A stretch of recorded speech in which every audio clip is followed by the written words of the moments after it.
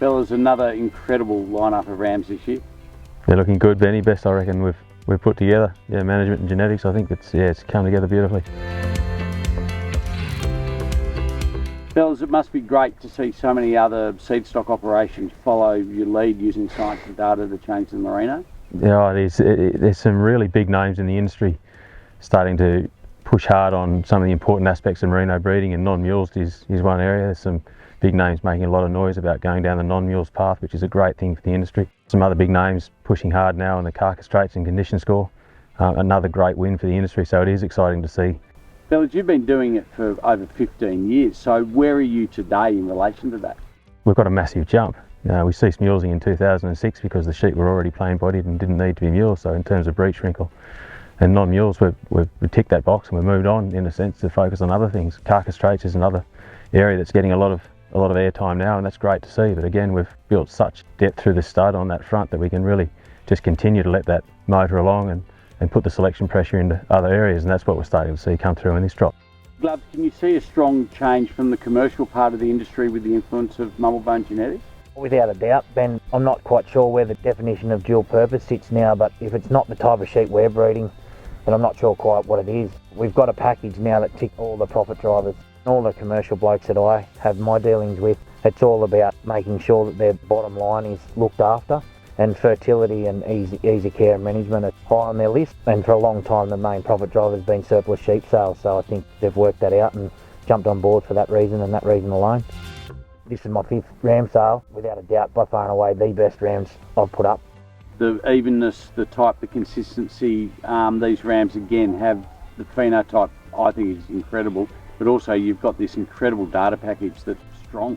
And that's where the whole package comes together. You know, good genetics on rubbish feed, they don't present, wonderful feed presenting inferior genetics. It's misleading the industry, but that's what I'm really loving about this year. We've had the season with us, but we've got the team and the management to express these genetics, and on paper the genetics have reached a new level.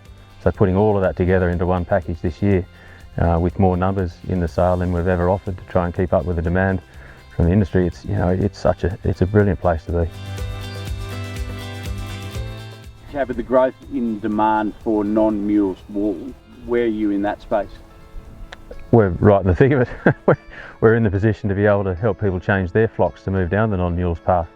And it's great to see industry sort of linking, and AWN are doing a wonderful job in breeding non-mules flocks and sourcing non-mules genetics to do that, to then link to the New Zealand Reno contracts to help people really secure their wool income, and connecting the story right through the supply chain to the brand partners who are wanting to tell that story with the fibre.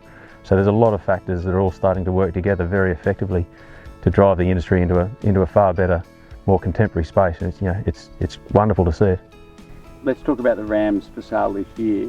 How are they presenting from a data point of view? The data's jumped this year. There's 400 in the sale this year, which is 100 more than last year.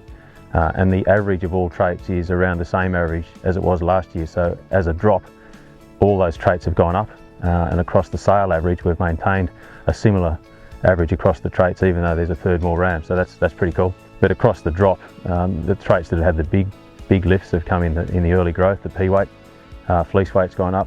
Worm resistance is a big mover this year. We've got some wonderful data coming through in terms of worm resistance. With just over a metre of rain last year for the calendar year, and so far this year about 700 mils, there's been a lot of pressure put on management, feet and worms in particular, and we've been really happy to see the jump in the data for our worm resistance status.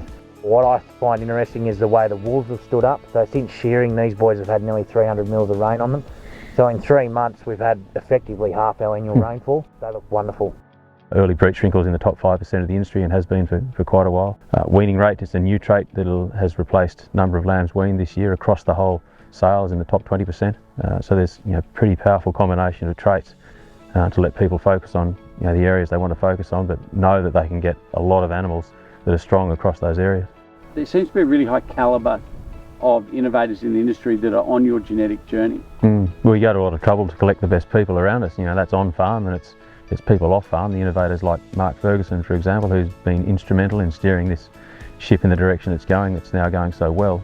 And we saw that at the information day, putting a wonderful line of speakers together to share that information. And so innovators are what we want to be connecting with to share that information, and the people that are flowing through. They're the people looking to create positive change. You know, it just creates its own energy, and that energy has got some real momentum now. We just want to run with it.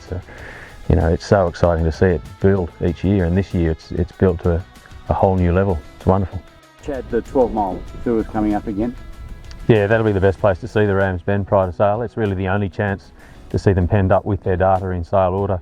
So I do encourage people, and there are a few people that have really woken up to that. That's the chance to make their selections and take the pressure off sale day. And we've filmed every ram and photographed every fleece again as normal.